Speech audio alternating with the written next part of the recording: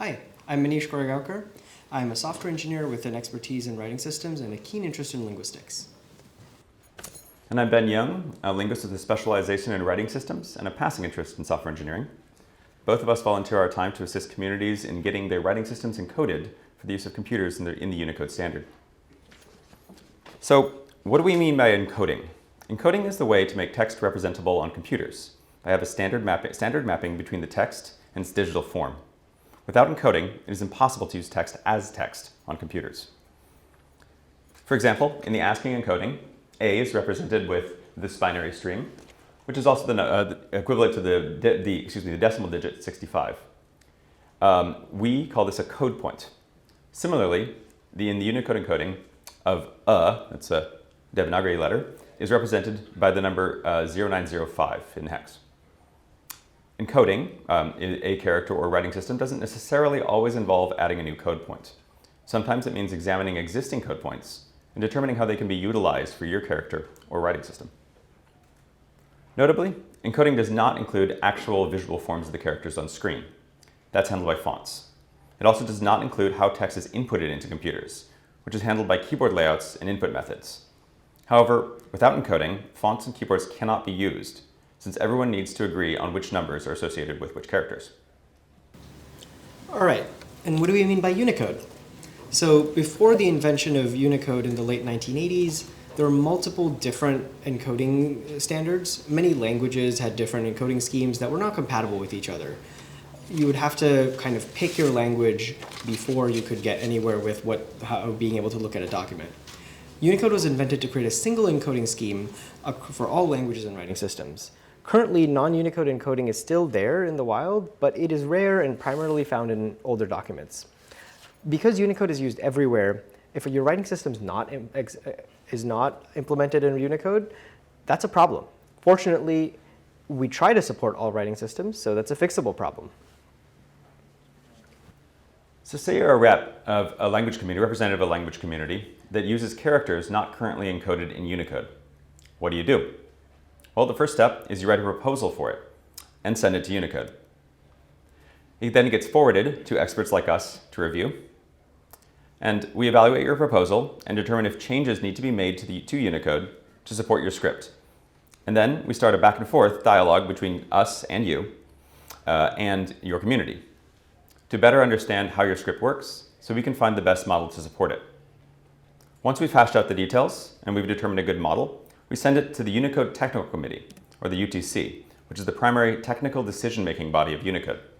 They use our recommendations to decide whether to accept or reject a proposal. If it has been accepted, it's added to the pipeline for the next version of Unicode, which is usually released once a year in the fall. But this doesn't mean that you can immediately use this on your computer. Fonts need to be created, and input methods need to be developed, both of which are beyond Unicode's responsibility. So what do we think about when it comes to encoding? Unicode is an international standard, which means we have a couple of responsibilities. Firstly, Unicode is forever. We're stewarding a standard that will potentially last for generations, if not longer. For the most part, anything that gets added cannot be removed or changed. So it's very important that when we make a decision, we get it right. Secondly, Unicode is finite. While the design of Unicode wisely allows for a number of characters far greater than anything we originally envisioned, it is still ultimately finite. Once a code point is added, it can't be removed. We have to somewhat be judicious about not making mistakes when adding new code points. Finally, Unicode is for interchange. The ideal behind Unicode is that any given text has a single digital representation.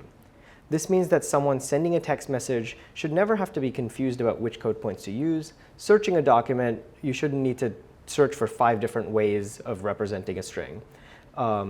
We think about these things when we look at proposals. So let's look at a hypothetical proposal.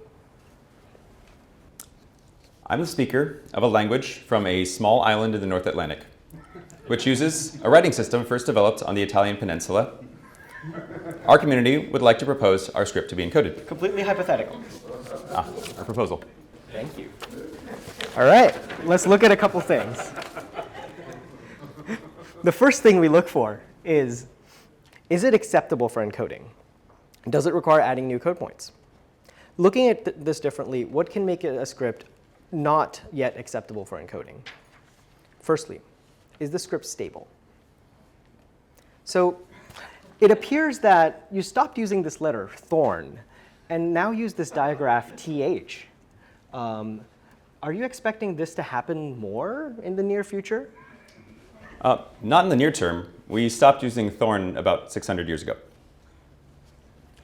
It's normal and fine for scripts to change over the course of time, but we have to be careful of scripts that are actively changing. Unicode is forever. If we change something, we have to go through the process all over again. And also, Unicode is for interchange. So when a script changes, older text may not be compatible with the new way of doing things. Another question we ask is the script in use? So we're wondering how the script is used so far, and we haven't really seen any examples yet. Today we have heard about a lot of scripts. We've heard about Arabic, we've heard about Balinese, we've heard about Book Pahlavi, we've heard about Egyptian hieroglyphs, we've heard about Armenian. But I haven't really seen much this Latin. Do you have any examples of text in this script? Oh, yeah, we have some nice printed books in it, some handwritten notes, even some shop signs. People even occasionally use it for tattoos. It's used widely in our community. If a script isn't in much use, and it's hard to know if we fully understand it when we encode it. Sometimes people come up with their own scripts. While we want to allow people to experiment with scripts and have mechanisms for doing so, Unicode is finite and forever. So we want to make sure that scripts have some proliferation and stability before encoding. Sorry. There you go. Finally, we want to ask if the script is the same as something already encoded. I've noticed that your Latin letters look a lot like the ones from this other script, Greek. Would it be perhaps possible to treat Latin as a variation of Greek? We could add like a few more characters for some of these letters that we don't see in Greek. And we could also get to work on good fonts. So then this will bring the script to your community much faster. I don't think so. The uppercase letters look a lot like Greek, but the lowercase letters are quite different overall. Take a look. Yeah, that does make sense. It seems like unifying these two would lead to unnecessary confusion. So what are we doing here? Overall, we're making sure that we're finding something that can serve your user community better. This isn't about gatekeeping. We're trying to make it work and find the best path forward for you. If we determine the best way forward isn't a new code point, it's not because we don't like your proposal or think that your script deserves attention. Don't think your script deserves attention. It's because we think there's a better way to serve your community. The goal isn't to get more code points into Unicode. The goal is to make it sure that a script can be used digitally, whichever is the right way to do that. In this hypothetical case, clearly Latin requires new code points to be added. So now we have reasonable confidence in that. Huzzah! Another thing we need to figure out is, what's the best architecture for encoding? I've noticed that you've got these two similar looking characters. Should they be encoded separately or as one combined character? Or perhaps representing that little doohickey with a modifier? They also seem to be derived from the same letter, Gimel in Phoenician. A lot of scripts from that region have a single Gimel character. Are they the same? Do you have examples of them being used differently? No, we think of them as completely different letters. Plus, they distinguish words apart, like words like came or game, or cable or gable.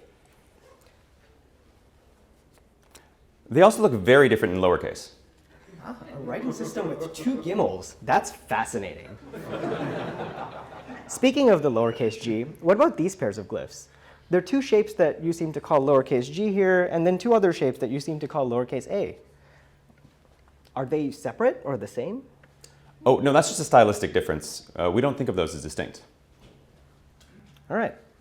I've also noticed that you've got a character called W, but it's clearly a double V, and it's called W. Is this just two V's next to each other? Is this two U's next to each other? What's going on here? Well, it comes back from a time when U and V were the same letter, but they're not anymore. It used to be just two adjacent V's, but it has a distinct sound in English, and we treat it as a separate letter. Interesting. On to this last bit. It appears you've got these two different forms of these letters that we've mentioned before, upper and lowercase. Are these different fonts like serif and sans serif? Or perhaps is this like Arabic where at certain, the glyph changes based on where it is in the word? Or are these actually used to distinguish words? Mostly they get used at the beginning of sentences and to mark proper nouns. They can also use to be distinguished words like Polish and polish. We occasionally even use them for emphasis. It's like screaming. If you help us understand how your script works, it's our job to help you find the right encoding model. You don't have to come to us with a model. We could encode these as separate letters, or we could encode this as some kind of modifier. Or should it be that turns lowercase uppercase? Or maybe it should be the other way around. On the plus side with a modifier, every time you need to add a new case pair, it becomes simpler. On the minus side, it needs more font magic. What will serve the English user community better? Let's try to figure that out. The answer to this question for Latin and English is pretty tricky. And while historically Unicode encoded a second set of code points for a case pair, it's an interesting thought experiment to figure out what would happen in a Unicode that was designed by unicameral script users, because one could argue that the other decision could also be right.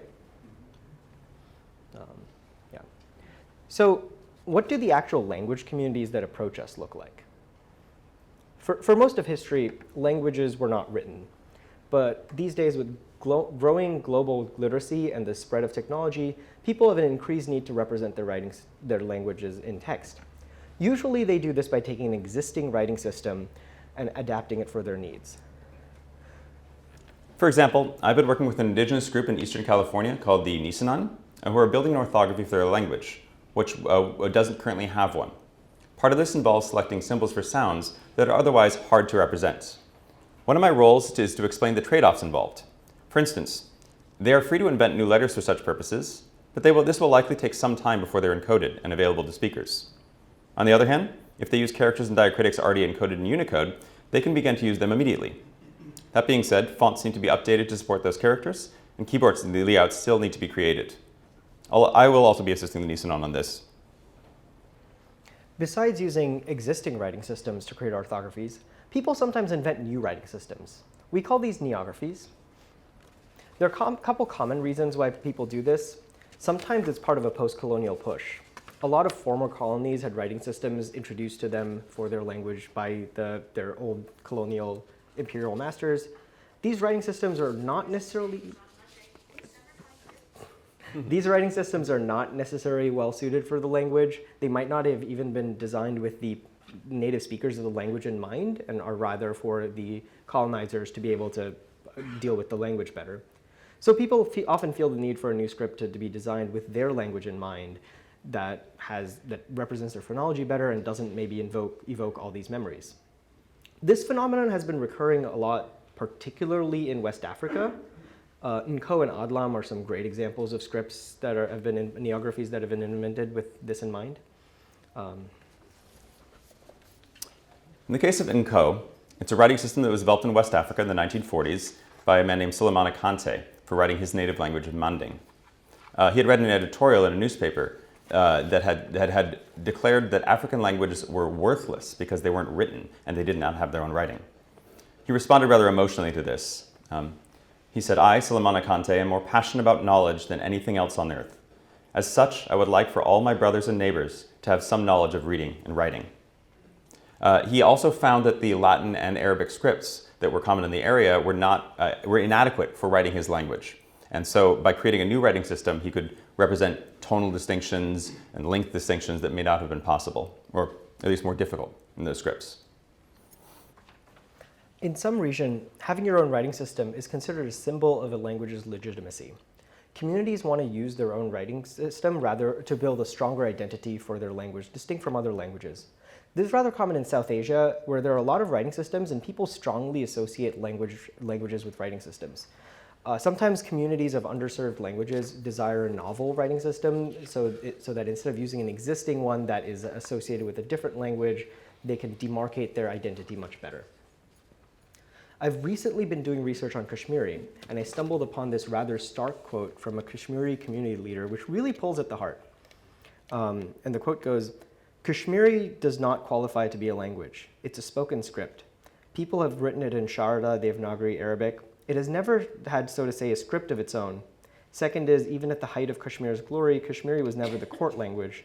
What I'm trying to suggest is that even at the highest glory in Kashmir, no one ever thought to convert Kashmiri into the official language of the Kashmiris and develop it into. So therefore, it has remained a dialect. It will remain a dialect. It has no commercial value. This is so sad. And this is a person feeling their way about the native language. This is not someone else being like, your language is bad. This is someone being like, my language is not real. And one of the reasons he mentioned multiple reasons. One of the reasons he mentioned was it doesn't have a script of its own. Well, I don't know of any attempts to make a Kashmiri neography. If you do, let me know. This quite echoes sentiments I've seen for other languages. A good example of a script that's been invented in South Asia is Old Chiki, invented in 1925, used to write the Santali language.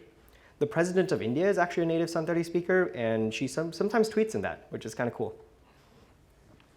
Some scripts that have been invented much more recently in this region are Todo from 2015, Wancho from 2001, and Tangsa from 1990.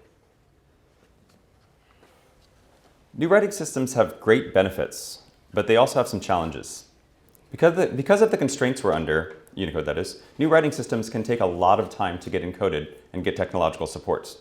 The Unicode process is slow, but it needs to be slow and careful.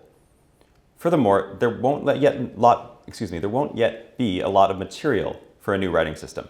It takes a while for a user community to sufficiently use the system until there is a corpus of text that demonstrates its intricacies. As we've shown in our little exercise when encoding Latin, there are a lot of tricky things that need to be figured out to be pinned down on an encoding model. And getting to this point requires enough people using the script to establish conventions. A problem with this is that more and more text these days is born digital. People write text on phones with each other, not in letters. So this is a bit of a chicken and egg problem. To encode a script, we need to see it in use. But to use the script digitally, it needs to be encoded. How do we deal with this problem? It's worth highlighting that people still handwrite text, they make signage, and sometimes print books. We've even seen tattoos submitted to Unicode as evidence of usage. These are all from proposals. But still, if the primary form of written communication people use is over digital media, this problem can be a major thorn in the side of encouraging adoption of neographies. It's an open question how to improve this situation, but there are a few ideas we've seen around. Firstly, Unicode includes a section of code points that are marked private use, which means they can be used for unencoded scripts. By designing a font that makes use of these code points, the writing system can be preliminary encoded without Unicode's involvement to establish usage prior to its full acceptance in Unicode and proliferation in the digital world. Another idea we've seen is to write apps that allow you to compose text that can be sent around as images, which most social media platforms support. Come talk to us afterwards. We'd love to discuss this problem. As you can see, Unicode, and encoding in general, is a highly complicated process that requires us to take into account a huge diversity of considerations. We have to think thousands of years into the future, and we have to predict the needs of communities with experiences that may be very different from our own. But despite these difficulties, we proudly volunteer our time towards realizing this goal of allowing everyone to write their language on computers. So come talk to us, tell us your needs, and maybe we'll be able to help you find the best way to meet those needs. Thank you. Thank you.